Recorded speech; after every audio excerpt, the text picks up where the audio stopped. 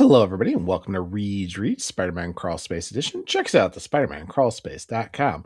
Well, it is, of course, time to review Amazing Spider-Man 20, aka 992 in the Legacy numbering written by Joe Kelly with art by both Cory Smith and Fancesco Manna. So we have quite a little bit here as we get the kind of aftermath, of course, of Death Spiral and exactly where is Peter now, as well as his Guardians of the Galaxy light friends. Well, first of all, let me go on the pros. First of all, it does kind of feel like what was going on. We really have this like nice little moment here with Peter actually trying to catch up and everything that's happened, and basically just kind of going, not only doing a recap where he's just kind of laying down like, boy, I am tired and sure. And he even's going too about, talking about the cousin he apparently has, even saying like, wow, why not? I have cousin. I even like the bear joke, yo cousin.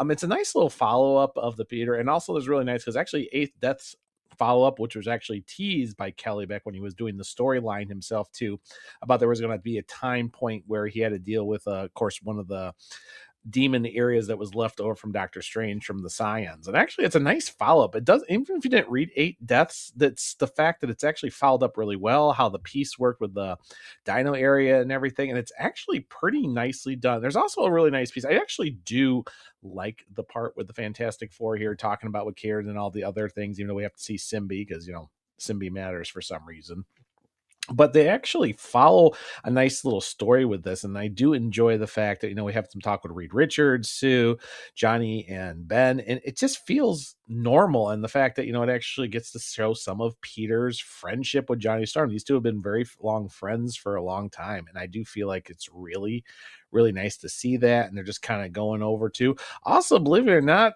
Nitsuge, who returns, but we get a bit more of why he put in. He explains exactly what his name from, why he did the captain, because he was inspired by Captain America, which is actually where his shield comes. So his costume is done that way. And the fact is he talks about piecing himself together because Peter said, what exactly is Nitsuge? Now, and this is one thing is, I don't expect Peter to know everything. Nitsuge, until it came out, I had forgotten that, how it is where clay pots are usually held by gold or silver, which he explains. And he talks about how he feels like he's been pieced back together. He's gone through health issues and other pieces, which, talks about the fact that he's Dr. O's son without giving away his identity. But it feels kind of natural. And the fact he gets a little piece talking to Miles Morales, and I know we're going to see more of him in Spider-Versity, but it feels for once he's got a point to his things and what it is and how the costume came apart. We still don't quite know what it is, but how he's basically said he challenged himself athletically and put himself into a little bit more. And of course, his armor is kind of them pieced back together, and it kind of allows him to take the vibrations and everything. So we finally get exactly who he is, and the fact that he showed up because he saw Spider-Man fighting Hellgate and he thought this was a make sense to do it. So we actually find out why he first showed up. We don't have the first whole part of his origin yet, but it felt normal. It was pretty nice. Cons wise, oh boy, yes, Brian, I am Spore, which is, like I said, I've made my comments about Ben 10 and everything else. This feels, and I'll get more into this as we get into the cons, I really don't like this. First of all, there is a Spore character, but the fact that, the Spores are basically saying, but Peter hurt you, Brian. He hurt you, because Brian's kind of saying, technically this wasn't Peter's fault. Maybe he did a couple of problems and everything else, but I'm the one who jumped and did it. I didn't have to, and I did this kind of myself. And the Spore say, but we almost died and you saved us, and don't you want to get back at him? Oh, you know what, you're kind of right, I should get back at Peter. It's kind of stupid when Brian is basically using logic to talk himself out of it, and the Spores are telling him. Even more when we got with Peter losing his job, the fact that she says himself, you are not a corporate, saboteur or anything, but the fact that, he's got his fingerprints on, because she doesn't know it was Ben Reilly doing everything. And even the partner even says too, that, this wasn't work. And even more too, is the fact that he basically has to give up. He tells Dr. Osami he's going to go, he's going to walk, because as I said, you have no but to suspend you, concluding an investigation. So basically he's out of a job. He's not suspended without pay. That's at least the good news. But the fact that he has to do it, and he basically thinks, well, I'm technically fired, because really, what are they going to do? And also, and I'll get this into the grade range in a second, is just how the code works too when they basically find the code.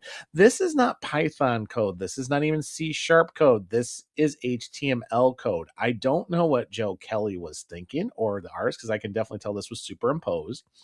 It was definitely not done with an AI artist, because there's no way that would thing. And also, basically what it says is, if you're looking right here at the right piece piece it is. Basically, that says bracket, which is basically write letters. The PP all thing is basically saying page break trend. So basically, the code is saying, PP there. Yes, it's supposed to be for Peter Parker, and then go ahead and make a page break. And then when it says internal complement internal template equals A plus B, that's not even Python code.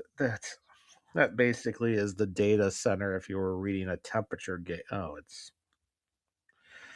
I have a doctorate in this stuff, folks. I have a doctorate in this, real Dr. Reed here. Oh, boy. I will give it a B, though. The art is very good. The story actually works really well, despite what's going to happen, and even do some allusions from stuff from 8 Deaths, which I thought were really nice, and a couple other things. It's actually a pretty decent issue. I actually have to give it a B. But at the same time, Peter is unemployed again. The fact that we have this ridiculousness I have right here by the grade of a B here, it hurts. The issue is this probably would have gotten a B plus if they just would have been a little bit more intelligent, or somebody who, hello, do we have editors? I don't know. They say they have editors, but I don't feel like we have an editor in this book anymore. And the fact they basically say too, it's like, well, why would you do it? But I mean, right here, one thing here when he says, worst, Beth, you were outsourcing the program to take credit for it, unethical, but more likely, worse, you vibe coded an AI, which makes me puke in my mouth. That's not an AI generative, because it would actually done something intelligent. But AI, folks, let's make a joke about it. Okay, I've stayed on this panel. B for me, everybody. And on that note, if you want to think out, definitely check us out on our Discord, our websites, our YouTube, and of course our podcast, and check us out on our Instagram and other social media platforms.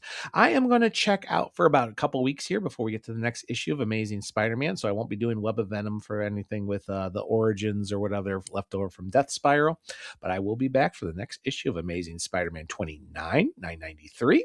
And on that note, everybody, I will see everybody later on the crawl space.